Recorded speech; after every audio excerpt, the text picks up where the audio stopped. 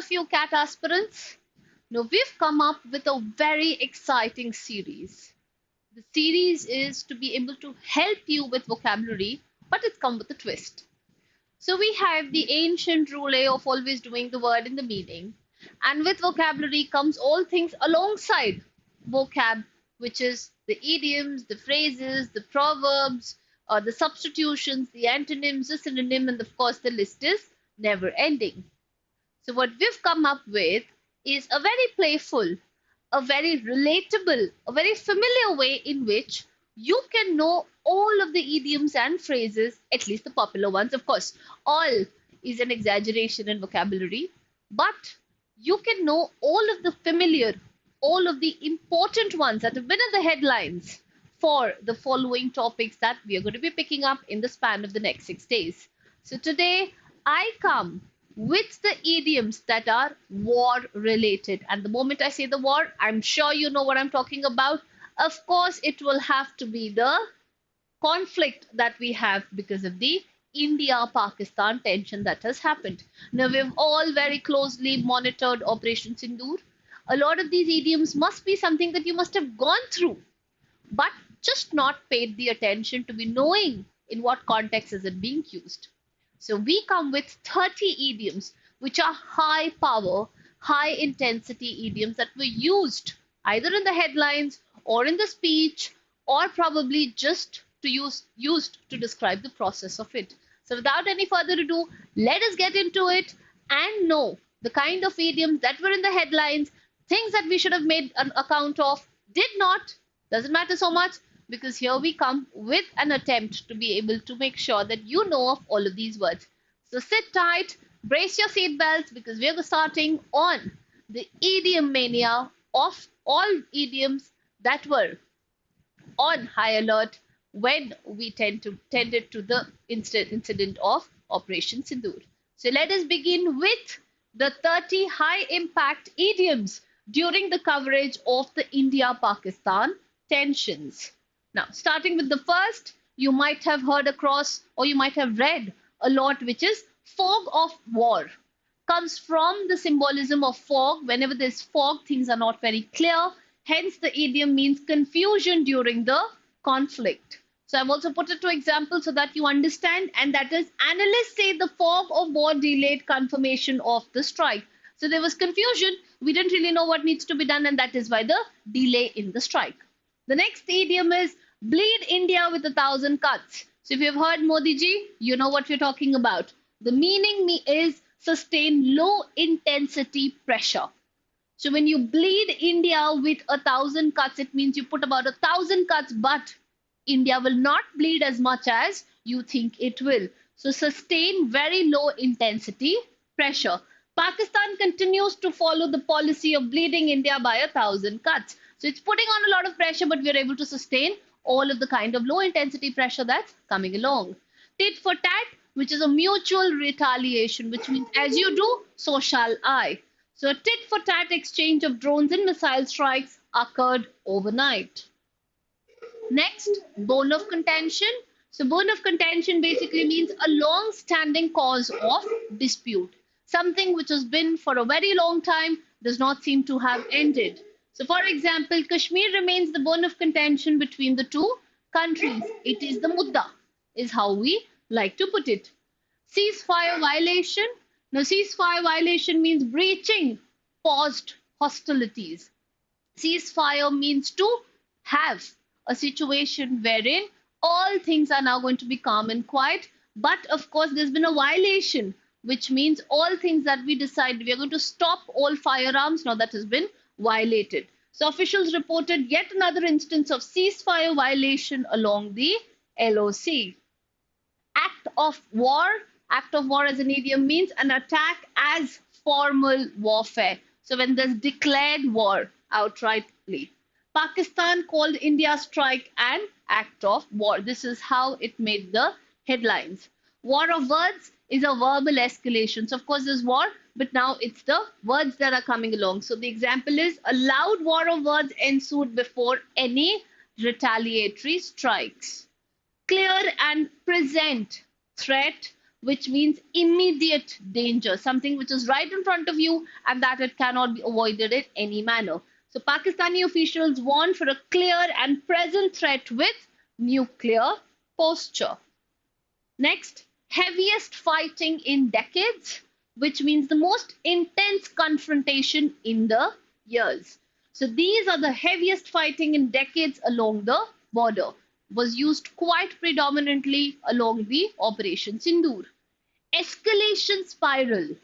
It's an idiom which means increasing tit for tat leading to tension. So there is an escalation and it's just spiraling, which means it's going out of hand. So the example, the skirmish triggered an escalation spiral between the two countries. So the situation went from bad to worse. Nuclear blackmail. It means a threat of nuclear force as coercion. So we're blackmailing, saying that we might just resort to nuclear power. So India will not tolerate nuclear blackmail, something that Pakistan was quite evidently doing. Operation Sindoor, while this has now found its way into the dictionary, not until now, but it was a code name for airstrike campaign. So during Operation Sindoor, India struck multiple terror camps. Water and blood cannot flow together. One of the most highlighted and hyped dialogue of Narendra Modi, which means peace and violence can't coexist. So he said water and blood cannot flow together in relations with Pakistan, something that Modi ji did say outrightly. Terror and talks cannot go together. Another revised version of it, which is no negotiations during terror. So if there is an act of terrorism, we are not ready to talk. So Modi declared that terror and talks cannot go together. Another sister idiom of it is terror and trade cannot go together, which means commerce is unworkable during or under terror. So he insisted terror and trade cannot go together.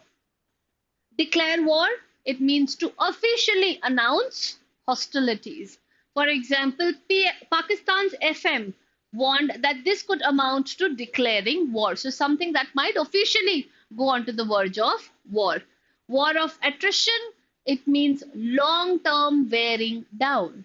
So this border confrontation risks turning into a war of attrition. So it's going to be a long-term wearing down, which might take a lot of time for us to be able to bounce back to our original self. Cross the Rubicon, which means to commit to an irreversible step. So once you've done something, there is no looking back. So by launching missiles, India has crossed the Rubicon. On the war path, which means angry and ready for the conflict. So Pakistan's military is on the war path after the strikes. To take no prisoner means to be completely ruthless. We are going to take no prisoners at all. So India's counter-terrorism policy now takes no prisoners. Next, hold the line. Hold the line simply means to maintain defense. So the example is Indian forces held the line amid cross-border fire. Next, very interesting, used quite often, and that is cannon fodder, which means soldiers expendable in war. Comes with cannon is guns, fodder is chara is how we say. So the kind of soldiers that you can give away or you're okay with being martyred in war. So critique says civilians are being treated like cannon fodder. Bunker down, it means to prepare for an intense conflict that's going to come, which is why we have bunkers. That's how it's come from. So villagers were told to bunker down near the border, knowing that things could turn awry. Next, on the front lines, which tends to mean in the area of conflict. So something which is within the territory of the conflict. So media crews were on the front line reporting the skirmishes. And loose cannon means an unpredictable person. Again, cannon over here is being symbolized as a person, which is why cannon fodder, the one that we previously did. So loose cannon becomes anybody who's unpredictable. Somebody is just loose. Somebody who has no rein and is going haywire. So the commander is seen as a loose cannon in the hierarchy. Open fire. So when you open fire, it means you begin shooting. So troops opened fire after crossing the ceasefire line. The next is launch a blitz. Blitz is a short form of blitzkrieg, comes from World War which means initiate an overwhelming attack. So Blitzkrieg was a sudden, violent, massive attack that had happened. So they launched a blitz of mortar shells across the LOC, something that was deadly, overwhelming. Go nuclear, again, it means to escalate to a nuclear warfare. So threats now include hints that they might go nuclear, which means we are going to stand in no way sympathizing to the situation and that we are just going to go all ballistic on the nuclear bit of it. Not give an inch, which means to not give any wiggle room to the person. So to refuse to yield any point. Neither side is willing to give an inch of Kashmir or an inch on Kashmir. And the last one is declare a red line. Now, red always tends to symbolize anything which is danger. So over here, set an unreachable boundary. So you've declared a red line, which means, of course, no trespassing. If you do that, things are not going to be as hostile as you think it might. So Modi declared nuclear blackmail as a red line that cannot be crossed. So no crossing this line whatsoever. So if you had been following the news, you would know of all of these idioms. Even if you didn't, there's nothing that you lost because today is when we covered. With this, I tried to make an attempt for you to at least know in a very pictorial and in a very relatable manner what are the idioms that we used alongside the Operation Sindoor that happened. I'm going to see you guys tomorrow again with another set of very popular topic that was in the news and all the idioms that we had in the headlines around it. What could be a more fun way to do vocabulary than probably doing something which is so relatable? Until next time, everybody, if you like the video, please do hit the like button. Share it with other like-minded friends who are also struggling with vocabulary and need a hand or two maybe. And if there's anything specific that you want me to make around, do write it in the comment box so that I know and I can make a video around it. Thank you so much, and I'm going to see you guys tomorrow again with another set of idioms on the roll. Thank you.